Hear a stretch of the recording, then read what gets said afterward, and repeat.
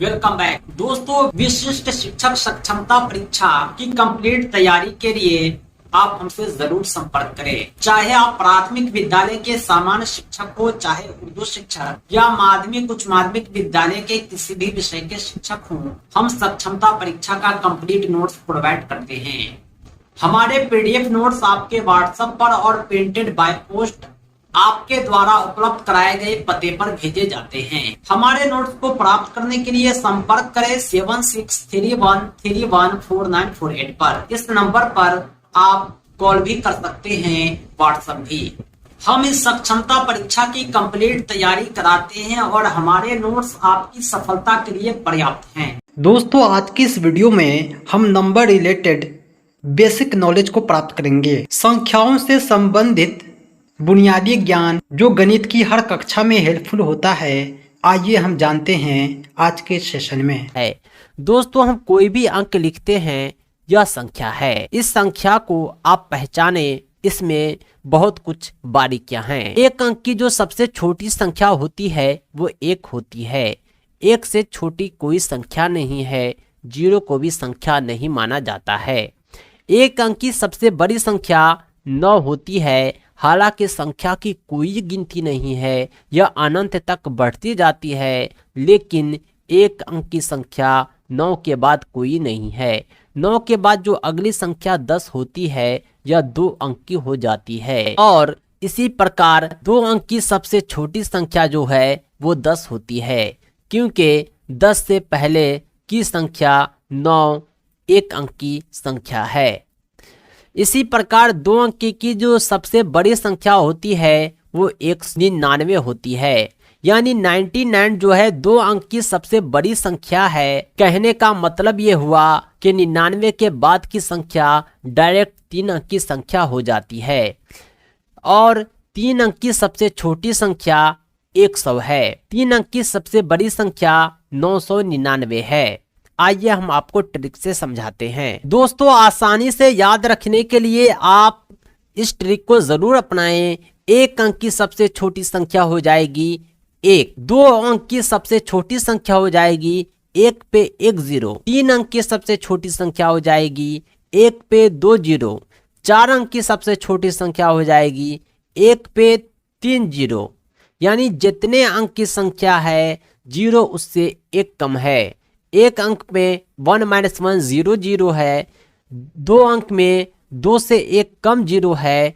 3 अंक में 3 से 1 कम 0 है। 4 अंक में 4 से 1 कम 0 है। अगर आपसे कोई पूछे 15 अंक की सबसे छोटी संख्या बताइए तो 1 पे 14 0। 20 अंक की सबसे छोटी संख्या बताइए, 1 पे 19 0। 10 अंक की सबसे छोटी संख्या बताइए, 1 पे 9 0। 35 अंक की सबसे छोटी संख्या बताइए, 1 पे 34 0। आप समझ गए होंगे आसानी से। आइए हम आपको कुछ और समझाते हैं। इसी प्रकार सबसे बड़ी संख्या की बात करें तो एक अंक की सबसे बड़ी संख्या 9 है। 2 अंक की सबसे बड़ी संख्या 99 है। 3 अंक की सबसे बड़ी संख्या 999 है। 4 अंक की सबसे बड़ी संख्या 9999 है। जब आप देखेंगे तो आपको पता चले होगा कि सिर्फ 9 ही आ रहा है। एक अंक में 1 9, 2 अंक में 2 9, 3 अंक में 3 9, 4 अंक में 4 9। यानी 5 अंक की सबसे बड़ी संख्या क्या हो जाएगी? 5 ठो 9। 6 अंक की सबसे बड़ी संख्या क्या हो जाएगी?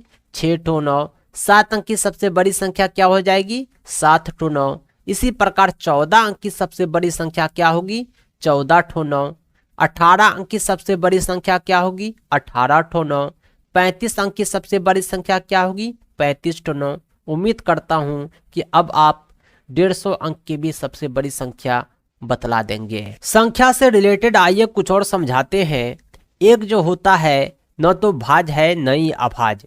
यह भाज अभाज क्या होता है, सम विषम क्या होता है, हमने पहले से वीडियो बना रखे हैं, आप जरूर चेक कीजिए। दक्षता एग्जाम के नाम से प्ले लिस्ट है, ढेर सारे वीडियोज हैं, आप एक एक को चेक कीजिए, सब आपके काम के हैं। एक जो होती है ना भाज होती है ना अभाज होती है। क्योंकि भाज्य संख्या उसे बोलते हैं जो किसी से कट जाए। अभाज्य संख्या अपनी और एक को छोड़कर जो किसी से ना कटे वह अभाज्य है। लेकिन एक की गिनती ना भाज्य में होती है ना अभाज्य में। 2 एक ऐसा अभाज्य होता है जो सम संख्या भी होता है। बाकी जो कोई भी अभाज्य संख्या सम संख्या नहीं है सिवाय 2 के।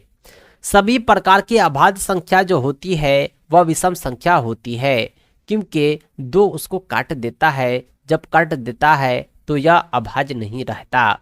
1 से 25 की गिनती में 9 अभाज्य संख्या आती है। किसी भी 2 या 2 से अधिक सम संख्याओं को जोड़ने पर हमेशा सम संख्या ही आती है।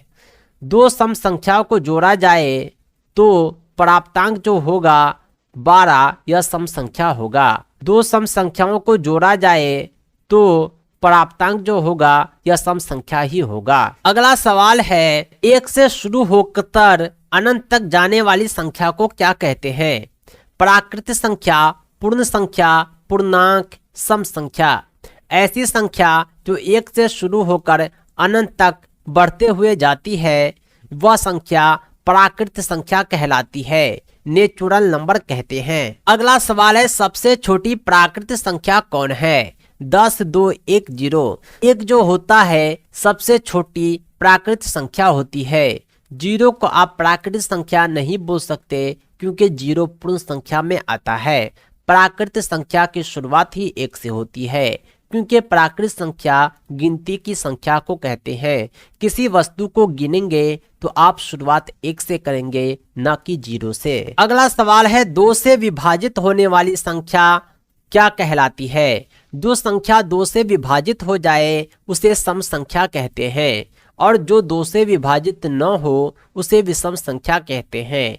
8 2 से विभाजित है, 8 सम संख्या है।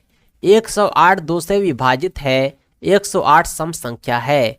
512 2 से विभाजित है, 512 सम संख्या है। अगला सवाल इसके ठीक उल्टा है, जो संख्या 2 से विभाजित न हो क्या कहलाती है? ऐसी संख्या को विषम संख्या कहते हैं। 9 जो है 2 से विभाजित नहीं है, 9 विषम संख्या है। 15 2 से विभाजित नहीं है, 15 विषम संख्या है। 215 2 से विभाजित नहीं है, 215 विषम संख्या है। हमने सम संख्या और विषम संख्या को देख लिया। अगला सवाल है 2 अंक की सबसे बड़ी संख्या क्या होगी? 2 अंक की सबसे बड़ी संख्या 2 बार 9। अगला सवाल है 4 अंक की सबसे छोटी संख्या क्या होगी? 1 पे 3 0। जितना अंक पूछे 1 पे उससे कम 0 बैठा देना है। सही जवाब ऑप्शन सी। अगला सवाल है ऐसी संख्या जिसमें ऋणात्मक संख्या, धनात्मक संख्या और 0 को सम्मिलित किया जाता है उसे पूर्णांक कहते हैं। पूर्णांक में 0, 1, 2 भी आएगा और -1, -2, -3, -4 सब आ जाता है। इसमें धनात्मक, ऋणात्मक, 0 सभी को सम्मिलित किया जाता है। अगला सवाल है 4 अंक की सबसे बड़ी संख्या क्या होगी? 4 अंक की सबसे बड़ी संख्या 4 बार 9। अगला सवाल है वह संख्या जो स्वयं के अलावा विभाजित नहीं होती है क्या कहलाती है? ऐसी संख्या को अभाज्य संख्या कहते हैं जो अपने और एक को छोड़कर किसी अंश से विभाजित न हो। जैसे आप 11 को 1 और 11 के अलावा किसी से विभाजित नहीं कर पाएंगे। 19 को, 13 को, ऐसी बहुत सारी संख्या है जो अभाज्य है। इसका ठीक उल्टा होता है वह संख्याएं जो स्वयं के अलावा दूसरी संख्या से विभाजित होती है वह भाज्य संख्या कहलाती है। यानी 4 जो है भाज्य है। 1 और 4 को अलावा 2 से विभाजित हो जाता है। अगर हम बात करें 27 की तो ये भी भाज्य है। 1 और 27 के अलावा ये 3 से भी विभाजित है, 9 से भी विभाजित है, इसलिए भाज्य संख्या है। अगला सवाल है वे संख्याएं जिन्हें हम p/q के रूप में लिख सकते हैं उसे क्या कहते हैं? ऐसी संख्या को परिमेय संख्या कहते हैं जिसे p/q के रूप में लिख पाते हैं। जैसे 5/7 ये क्या है? परिमेय संख्या है। 11/13 ये क्या है? परिमेय संख्या है। 45/55 ये क्या है? परिमेय संख्या है। आप समझ गए होंगे परिमेय संख्या क्या होता है। इसका ठीक उल्टा होता है अपरिमेय संख्या। ऐसी संख्या जिसे P बटा Q के रूप में नहीं लिख सकते अपरिमेय संख्या कहलाता है। सही जवाब हो जाएगा ऑप्शन बी। अगला सवाल है, वह संख्या जिन्हें हम अंश और हर के रूप में लिखते हैं वह क्या कहलाती है।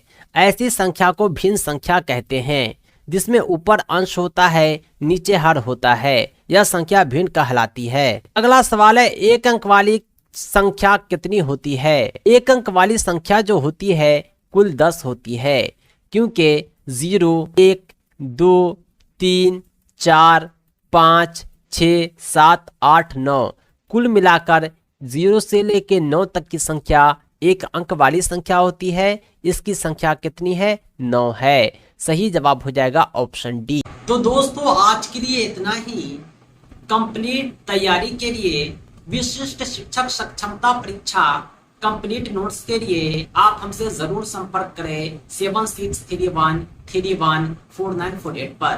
पाठ्यक्रम आधारित संपूर्ण अध्ययन सामग्री के माध्यम से कम समय में आप बेहतर तैयारी कर पाएंगे और अपनी सफलता सुनिश्चित कर पाएंगे और राज्यकर्मी का सपना आपका पूरा हो पाएगा। दोस्तों इस सक्षमता परीक्षा के नोट्स और अपडेट के लिए आप हमारी वेबसाइट www.teacherahmed.com को भी विजिट करें। साथ ही साथ हमारे एंड्रॉयड ऐप टीचर रहमत को प्ले स्टोर से जरूर डाउनलोड करें। इसका लिंक आपको इस वीडियो के डिस्क्रिप्शन में भी मिल जाएगा। दोस्तों आज के लिए इतना ही। हम मिलते हैं नेक्स्ट वीडियो में एक अमेजिंग टॉपिक के साथ।